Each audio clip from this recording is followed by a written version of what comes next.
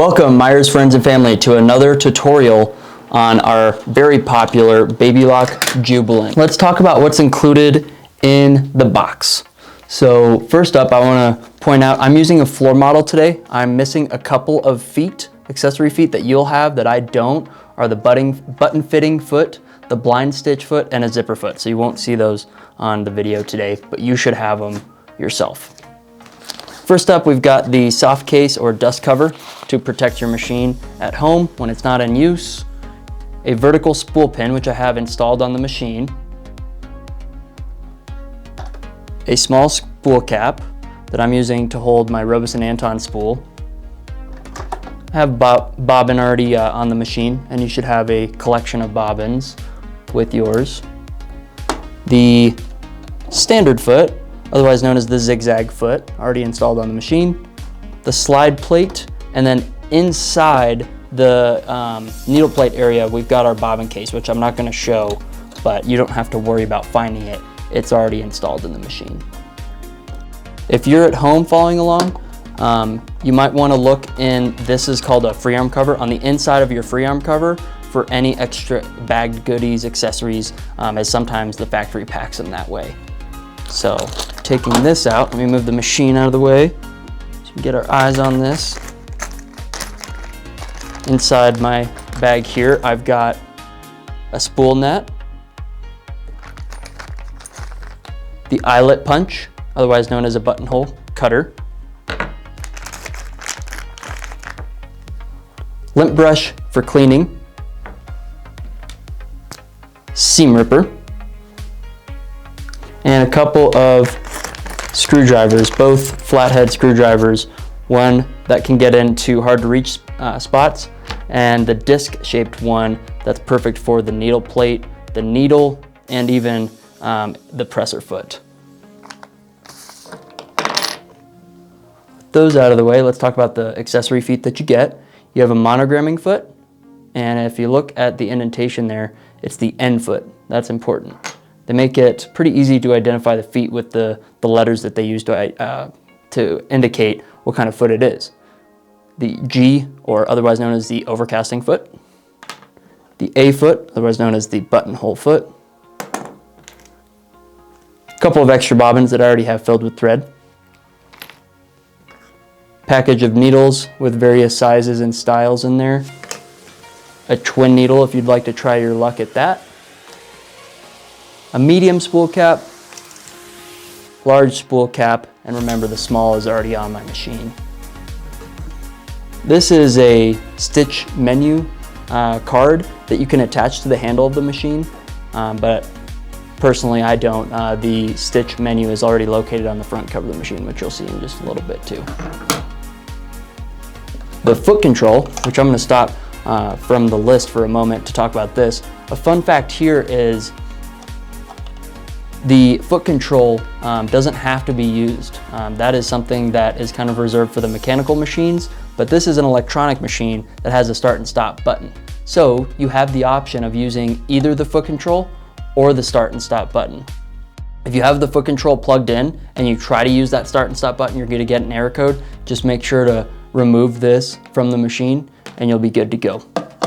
Last but not least, the power cord, which just happens to be shaped with a square and a circle side.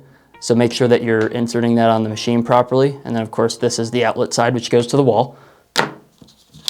A getting started piece of literature here that Baby Lock has made. It's nice to remember how to quickly thread your bobbin or your machine. It talks about the needle in there as well. And then the fully, in-depth instruction manual, which has troubleshooting tips and a lot of different really important things to note on your machine. If you want to get in the weeds about it all, it's in here. Thanks for sitting through the accessories. I know that's a lot to stomach, but if you're following this along at home, you can check these off in your instruction manual. And of course, again, let us know if you're missing anything. Next up, we're going to talk about the names of the parts of the machine and their functions. So let's start on the right side here. We've got the power button, along with the connection where that power cord goes, the foot control port, and the hand wheel. Moving up top, We've got the bobbin winder, the horizontal spool pin, along with that spool cap I talked about earlier, the threading guides, which we'll go over in just a little bit, the full steps of how to thread the machine, tension dial. Moving along to the front, turn so we can see, talk about the buttons. Here's that start and stop button that will engage and stop the machine. The reverse stitch button, tie off button, also known as the sequence button, needle up and down button, speed control, which adjusts from slow up to 850 stitches per minute. And then moving on, we've got the screen, which has some useful information here. What we'll talk about first in the upper left is it will identify, again, from the markings of the foot, the presser feet, which foot you should be using for each stitch. So as I change this, you'll see as I change stitches, like for stitch number 13, it's telling me I need to use the overcasting foot to perform that stitch. So a handy tool to help you on your sewing journey and gaining that knowledge of how to perform the stitches properly. To the right of that, you've got the needle up and down indication. What this means is the screen is telling us when we stop sewing if the needle's gonna be in the up or the down position. So if we were quilting and we're turning corners perhaps, we'll probably want that in the down position. So in order to change that, we're gonna hold the needle up and down button for 3 seconds. You'll hear a beep, and then you'll see that on the screen there, now the indication is that the needle is going to stay in the down position when we've stopped sewing. If you need to change it back so that the needle stays in the up position when you're done sewing, repeat that again for 3 seconds, and you'll see that icon change. To the right, we've got our stitch length with our plus and minus, a twin needle button, the automatic reinforcement button, and the stitch width with our plus and minus. Here is our stitch menu where we have all of the 80 stitches shown of what this machine can perform, along with a stitch dial that you simply turn to navigate to a new stitch. What else? This is your free armor accessory tray, which can come off. If you're using the Jubilant extension table, you'll take that off and then place the extension table here so that you have an extended work surface. The last thing I want to point out is while we're talking about quilting and free motion, if you're using that extension table, you may want to drop your feed dogs. So indicated here, we've got a feed dog drop lever that on the right side is showing the feed dogs in the up position. And when we turn that to the left, it will drop those feed dogs. So now we have the ability to control and move the fabric any way we please. Something to note as well is on the Jubilant, when you go back to the right, you're gonna need to turn the hand wheel 1 full rotation for those feed dogs actually to pop up. That's a mechanical gear on the inside that's doing that. So don't expect it to just drop and pick up with that lever. You'll need to turn that hand wheel 1 full rotation to engage it. All right, next we'll get ready to sew and talk about the different type of stitches and accessory feet that this machine includes in its package. All right, let's show you how to wind a bobbin on the Baby Lock Jubilant. Start off by following the dotted line diagram shown on your machine. The solid line diagram is for threading, so in order to wind the bobbin, we're gonna follow the dotted line diagram. Number 1 is through that thread guide. Number 2, behind the cover. 3 is in front of this pre-tension. And I actually go around this 1 extra time for good measure.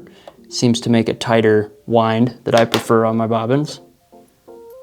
You'll take the bobbin, and if you're like me, you can go through the hole in the bobbin there with your thread, or another way of doing it is by wrapping the thread and winding it around the bobbin.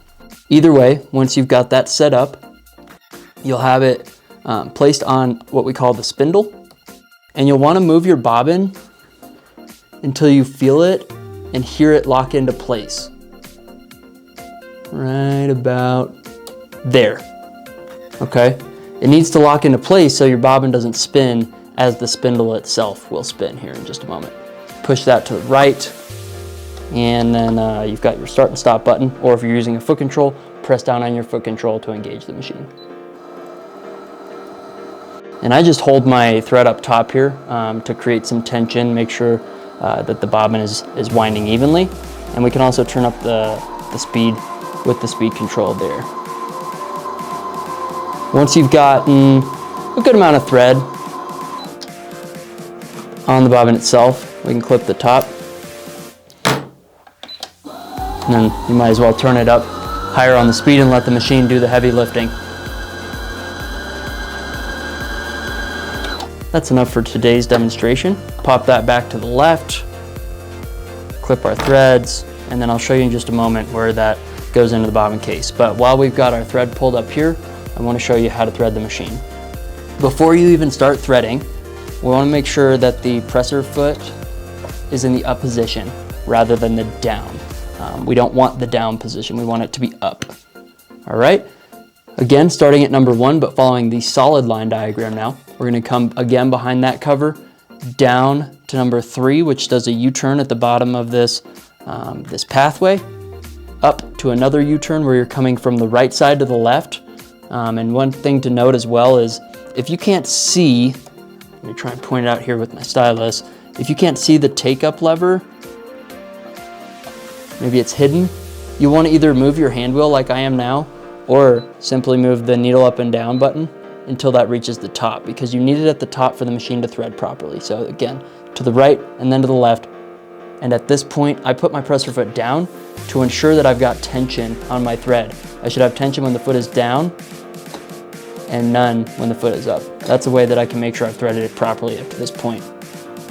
I'll keep that foot down to create some tension as I make my way to thread guide number 6, which on mine, because I've worked on this machine for a while, it's kind of beaten up a little bit. It's a little bit tighter than most. Yours shouldn't be as hard to get through. And then we get to the fun part, the needle threader. So move that out of the way so you can see. We've got a small divot in the metal there that you'll come up through like so. Then you'll go through number 7. Again, all of this is shown on the diagram. And clip it on the blade that's on the side cover here. All right, so I've clipped the tail of thread, and then I'm just gonna make sure that I press this down with some force. This is the last part of threading. Once that's done, it's created that loop on the back side, and you're good to go. I wanna show you again because I get calls on this all the time. If your presser foot is up or your needle is anywhere but at its top height, the needle threader will not work. So make sure when you get to step number 7 that you have done 2 things. You put the presser foot down and that the needle is in its full top position, which I do again by just pressing that needle up and down a couple times. So 1, 2, 3, and there you go. If you do it like that, it'll work every time and your needle threader will be in a lot better shape. Next up, let's talk about how this bobbin goes in the bobbin case. We've got a slide plate that opens the bobbin cover by pressing that to the right. A little lever right there. This comes up and out of the way. And then the bobbin fits in, like shown in the diagram, with the thread coming off the left side of the bobbin.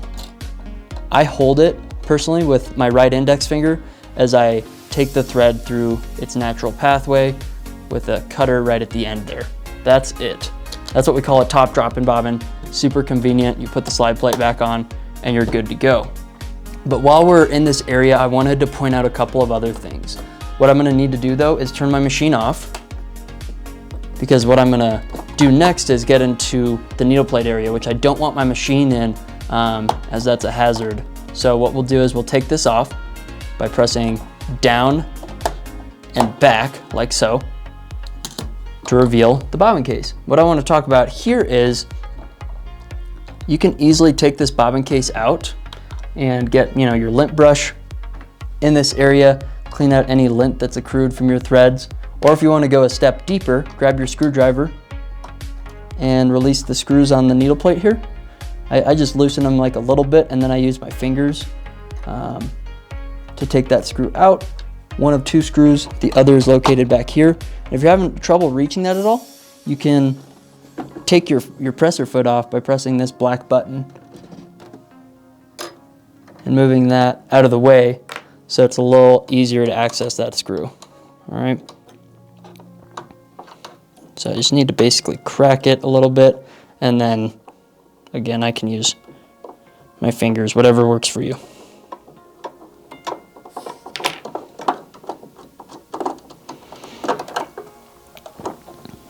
So I'm going to help you troubleshoot something here. Another, sort of precaution, as I get a lot of calls and questions about these things, I want to tell as many people as I can, is the order of operations. So let's say we've taken all these parts out, we're cleaning this, maybe we've even dropped a little bit of oil in here, and then we're ready to put it back together. There's a specific order that this needs to be done in so that your bobbin case doesn't slip out of time. Number one, put the needle plate back on. Line up those screws. Screw them back in.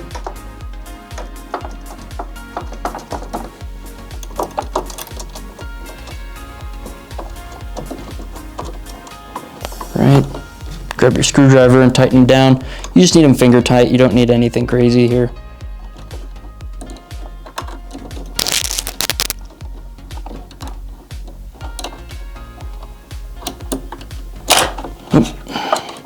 Too much leverage there.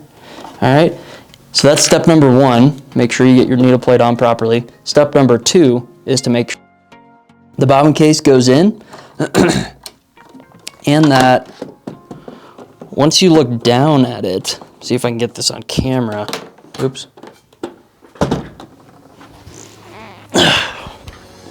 You want to make sure that the white mark on the metal here lines up with the white mark on the bobbin.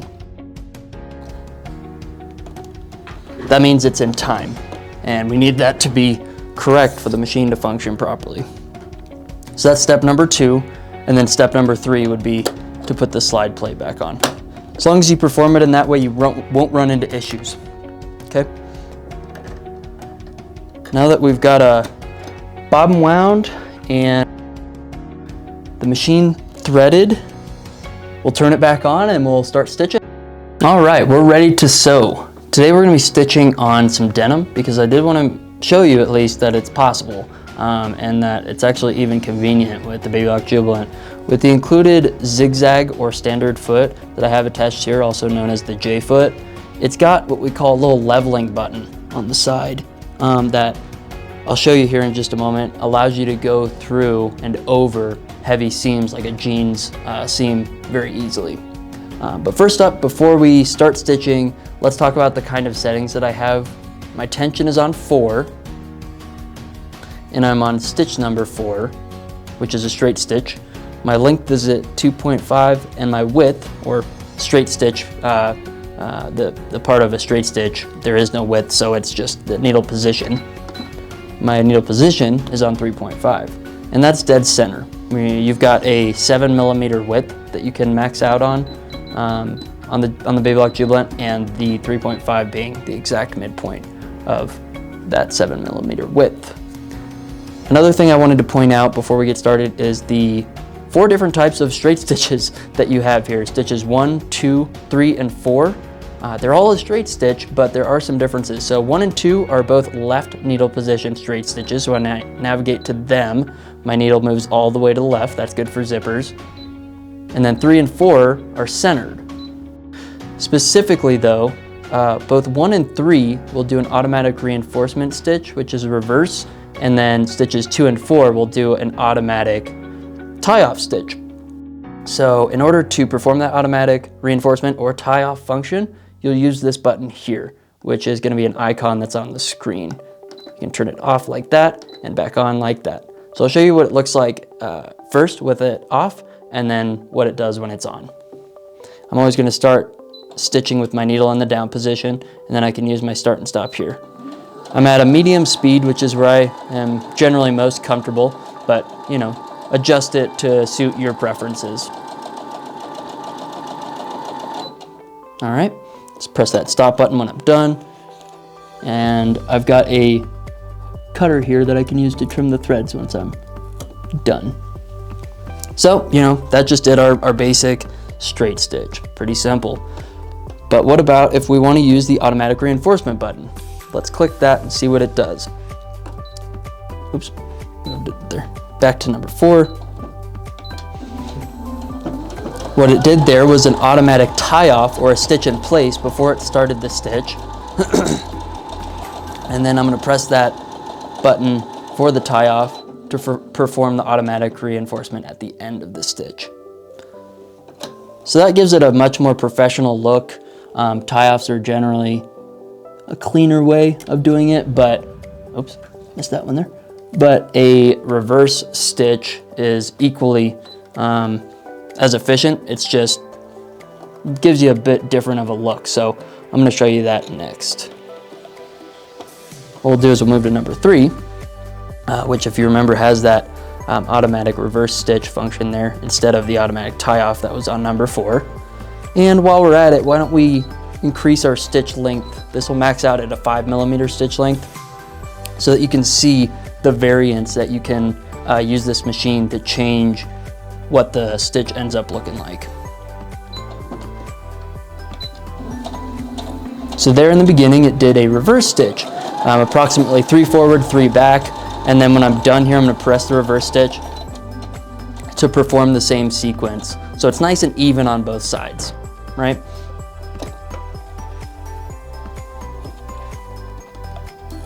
Let's take a look at some of those. It might be a little bit hard with the thread that I've chosen here, but I hope it's picking up on camera. The first couple were the shorter 2.5mm, and then the last one here is when I moved to 5. So, you know, you have options. You can choose what kind of length might look best for the project you're working on. Next, I'm going to double up on this denim to create sort of that, we'll call it a mock denim seam.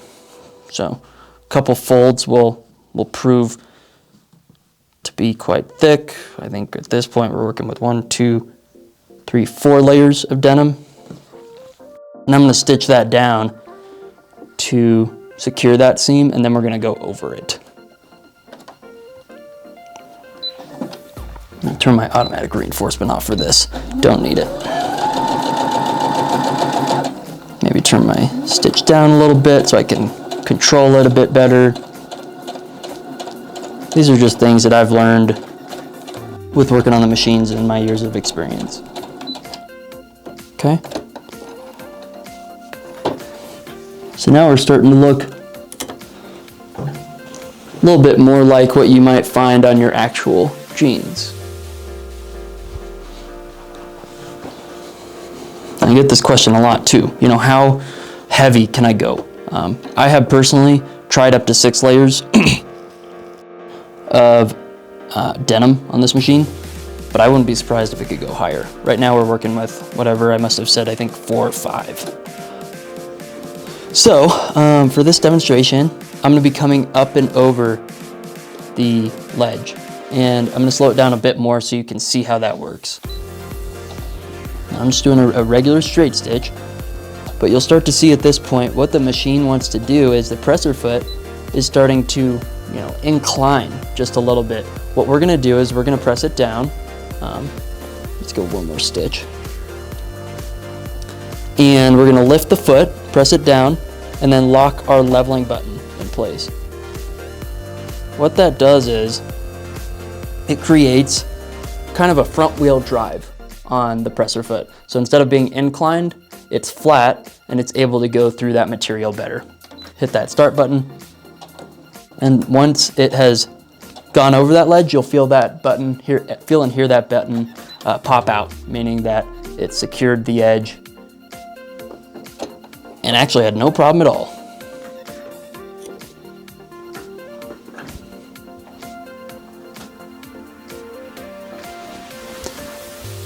Okay, so that's your basic straight stitch. I hope that kind of teaches the principles of what you need to know. Obviously, your straight stitch is going to be used in a lot of different forms forms and functions, and there are a lot of other stitches to talk about, which we're not going to cover everything, but I do want to keep it moving so we can go on to some other stitches.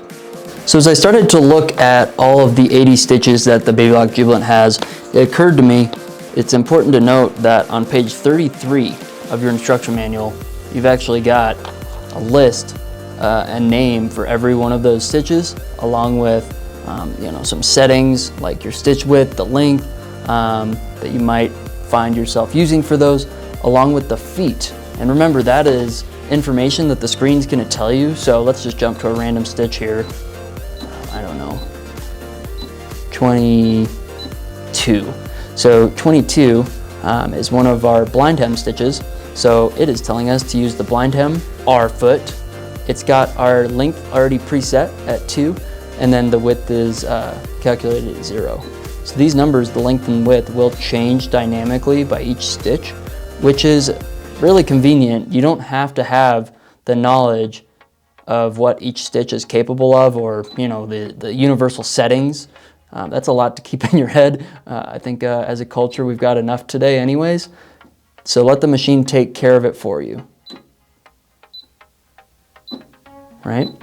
So what I want to point on is a couple of different feet that I have with me today and how we might use them. So one of my favorites is our monogramming foot, the end foot. And I'll show you how to exchange it here. So let's move our fabric out of the way. With the snap-on shank that's included on your Baby Lock Jubilant, you just press this button right here to snap that presser foot off and exchange it with the new one.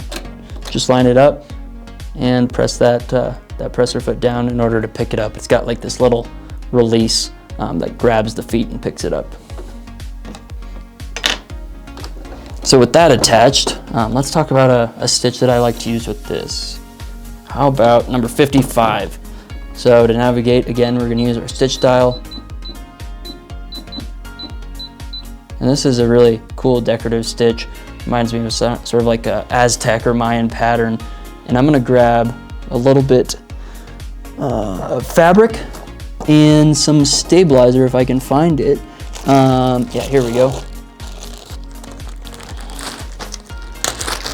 And I'm grabbing the stabilizer. You could also use batting, that works too, so that it's nice and pressed down, and it's gonna give it more of that three-dimensional look without puckering. Something to know about fabric and thread and just sewing in general is you wanna be able to control the tension, and that's why they give you this dial, and the pressure for the variances in how many layers you have going on, what kind of fabric it is, and what kind of density of stitch you're working with. Like the one I have right now is going to be denser than a straight stitch. It's more complex. So that's why I'm using a bit of stabilizer. I'm actually just going to double that up here to make a little bit of a sandwich and show you how it works.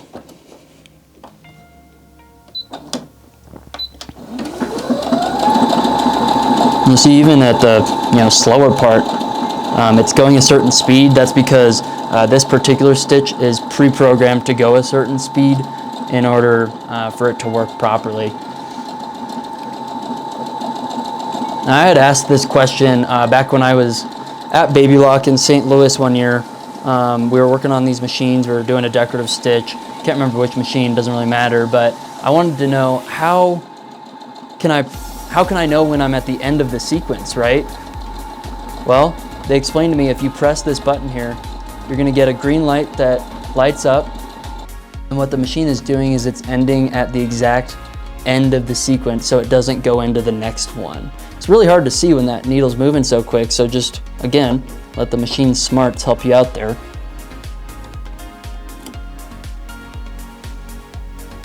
And that way, everything's lined up properly.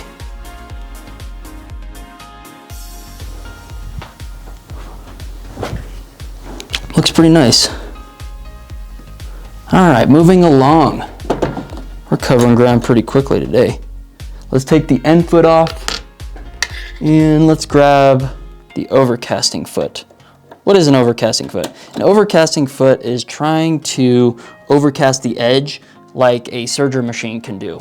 So unlike a serger though, your machine's not going to cut the fabric as it moves along, but it will wrap the thread around the edge to try to catch any frays. So let's take this denim here, as this is a pretty good example of some frays we might want to cover up, and we're going to use the overcasting foot to hide those. So what I'm going to do is line the frays up. Make sure I got this set up properly here. I need to cut this at the moment to get it to play nice.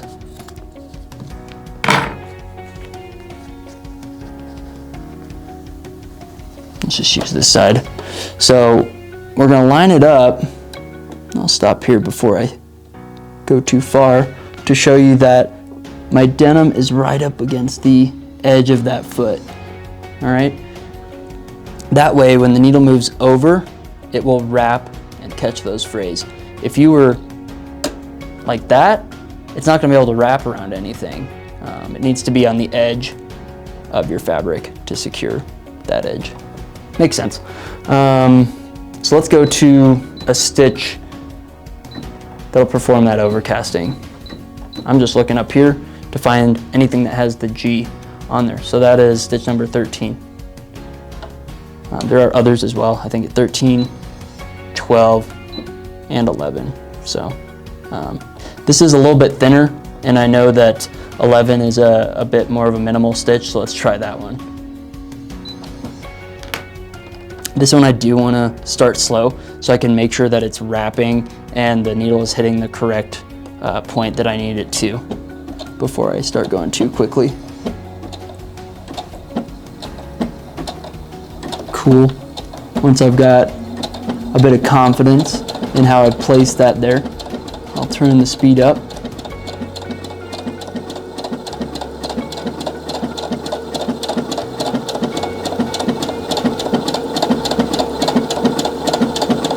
And it's a bit of a game of keeping that edge up against the foot, but you'll get the hang of it. And I just want to show you the simple stitch that it made here. So you can see it's caught those frays and wrapped it around the edge, giving it a cleaner look. If we blended the color with the fabric, it would look even better.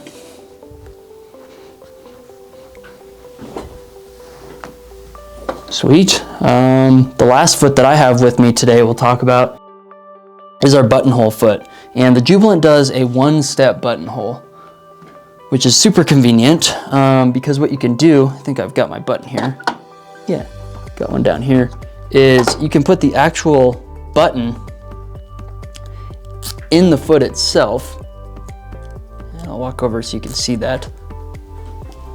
You'll put the actual button in the foot and then clamp it down. What that's going to do is it's going to create the correct size buttonhole for that exact button. So if we had a smaller or larger one, that will dynamically change as well. Okay. So we'll attach that foot next.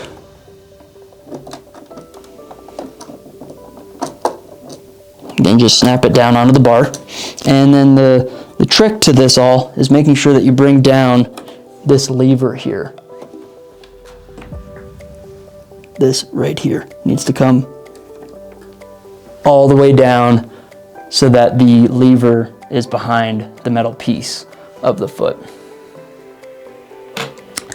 Also, we need to select a stitch that will do that buttonhole. So we've got stitches 42 through 49 to choose from. I like the ones with the eyelet, so I'm going to choose 48. How about that? Okay. So we've got the stitch selected. I'm going to grab this same fabric that has some stabilizer on it because a buttonhole is a very dense stitch. And we're just going to get that underneath here.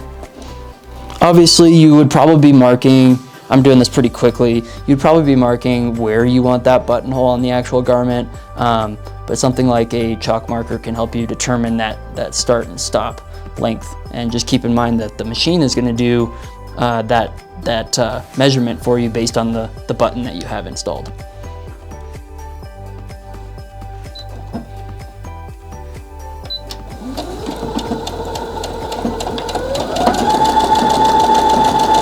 At this point, I'll probably trim that thread that I just sewed over. If I was making an actual buttonhole, I would have started a little bit differently there. So learn from my mistakes.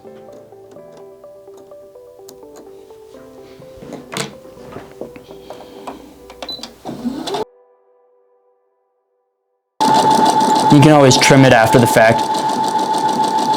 I was just trying to prevent it from getting buried, which I may not have been successful at, but that's okay. And just like that, it's done. So the machine's gonna stop and tell you that it's completed that buttonhole. So we can remove the fabric, trim our threads, and take a look at buttonhole. And let's bring the button over too to see if it created it for the right size button. How does that look? Yep, it's just about right. All right. And lastly, concerning the buttonhole, I do want to show you how to get in here. So let me grab a couple tools and I'll be right back. Okay, so I'm back with my tools. I've got my eyelet punch that I'm going to place in the middle of the hole at the base of my buttonhole.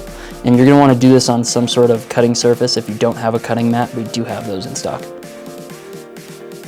And you create that hole by putting some force down on the eyelet punch, and then grab your seam ripper to get in there. This is just a bit safer of a way than trying to get in there with scissors, because we've created a hole that seam ripper can easily get through. And just open it up where you need it to go, and that way got nice buttonhole correctly sized for the specific button that we're using. Look at that. So we hope you enjoyed this tutorial on the Baby Lock Jubilant. If you do have additional questions or concerns, you can reach us at 719-596-1165 or visit us at myerssewing.com. Thanks, and let's keep the needle moving.